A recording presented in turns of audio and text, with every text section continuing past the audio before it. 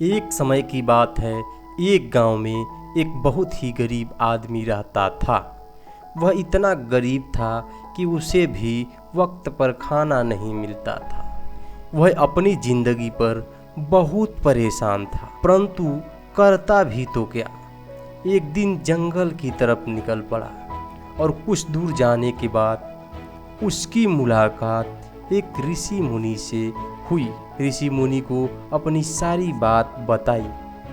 तब ऋषि मुनि ने बोला, तुम यहाँ से पूरब दिशा में चले जाओ, वहाँ पर काफ़ी ज़मीन है, उसमें तुम खेती करो, तुम्हें उससे कुछ प्रॉफिट होगा। उसके कहने के मुताबिक राम वहाँ से चला गया। वहाँ जाने के बाद उसने देखा कि बहुत सारी ज़मीन थी। उसमें फसल उगाने की तैयारी करने लगा। सारे फसल रोपने के बाद वह वहाँ पर एक अपना छोटा सा घर बना लिया। फसल कुछ दिन बाद बहुत ही ज़्यादा हुआ। उसे मंडी में ले जाकर बेच दिया, जिससे उसके पास काफ़ी पैसे आए। ऐसे ही करते करते राम एक दिन बहुत ही अमीर आदमी बन गया। राम के मन में और भी ज़्यादा लालच पड़ने लगा और उसने काम करना कम कर दिया और वह सोचने लगा कि अब मज़दूरों से यह काम कराऊंगा, क्योंकि मेरे पास बहुत पैसे हो गए हैं। मजदूर दिन रात काम करते हैं, उन्हें टाइम से पैसे भी नहीं देता। मजदूरी से परेशान होकर वहाँ से नौकरी छोड़कर चले गए। राम के फसल अब धीरे धीरे बर्बाद होने लगी थी।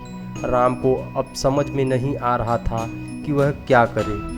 तभी अचानक वहाँ पर वही ऋषि मुनि घूमते हुए पहुँचे। राम ऋषि मुनि के पैरों पर गिर गया और कहने लगा, मुझे कुछ प्रॉफिट नहीं हो रहा है। तभी उस ऋषि मुनि ने कहा, तुम अपने अंदर की घमंड हटा दो तो तुम्हें फिर से प्रॉफिट होने लगेगा। और राम को सारी बातें समझ में आ गई। उसने फिर से काम करना शुरू कर दिया, जिससे उसे फिर से प्रॉफिट होना शुरू हो गया। तो इसलिए कहते हैं दोस्तों, हमें आलस नहीं करना चाहिए, हमें डटकर मेहनत करना चाहिए, तभी हमें सफलता मिलेगी। अन्यथा हम बिस्तर पर सोकर यह सोचें कि हम करोड़पति बन जाएं तो कभी नहीं बन सकते। आशा करता हूँ कि यह हमारी कहानी आपको अच्छी लगी होगी।